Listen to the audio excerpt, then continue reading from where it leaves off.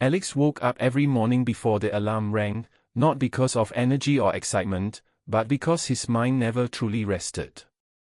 Even before his feet touched the floor, the same quiet question appeared again and again: is this really all my life will be? He was young, capable, and full of dreams once, but now those dreams felt distant, almost childish. As he scrolled through his phone each morning, he saw people his age achieving things he only imagined. Promotions, achievements, confidence. It felt like the world was moving forward, and he was standing still. His days followed a predictable pattern. Work, study, responsibilities, sleep. On the surface, nothing was wrong. But inside, there was a constant weight, a feeling that he was wasting something valuable without knowing how to use it. He had ideas, goals, and ambition, yet every time he thought about starting something new, fear stepped in. Fear of failing. Fear of being judged. Fear of proving what he secretly believed about himself, that he was ordinary. Whenever Alex tried something challenging, the results seemed to confirm his doubts. A failed exam. A missed opportunity. A project that never went anywhere. Each setback whispered the same message: you're not good enough. Slowly, he stopped trying as hard. He told himself he was being realistic, but deep down, he knew he was protecting himself from disappointment. It felt safer to expect less than to hope and fail again. There was a voice inside him that never shouted, but never left either. It spoke in calm, convincing sentences.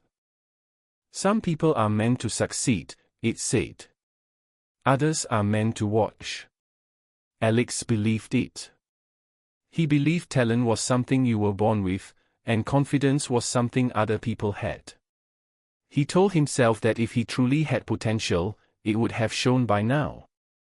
One evening, after another long day that felt exactly like the last, Alex sat alone, staring at his reflection in a dark window. For the first time, he allowed himself to admit the truth. He wasn't tired of work. He wasn't tired of effort. He was tired of feeling small in his own life. That realization hurt more than any failure. Around that time, a simple moment changed something inside him. It wasn't dramatic. No applause, no miracle. Just a short conversation with someone older, someone calm, who listened without judging.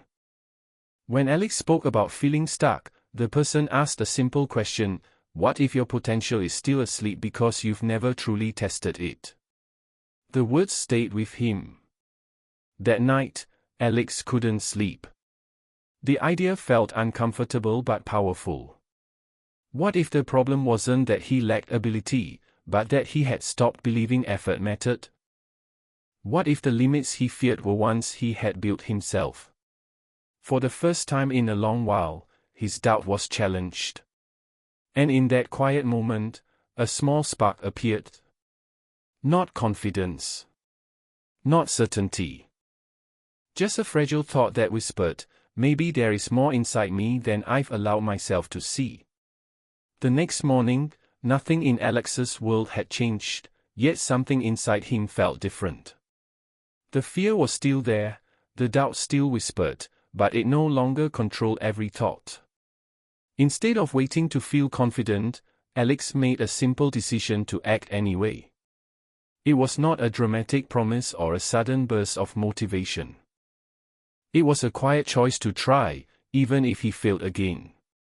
At first, progress was slow and uncomfortable. Waking up earlier, practicing skills after long days, saying yes to opportunities he once avoided. Every step felt heavy, and some days he wondered if he was wasting his time. Mistakes happened often.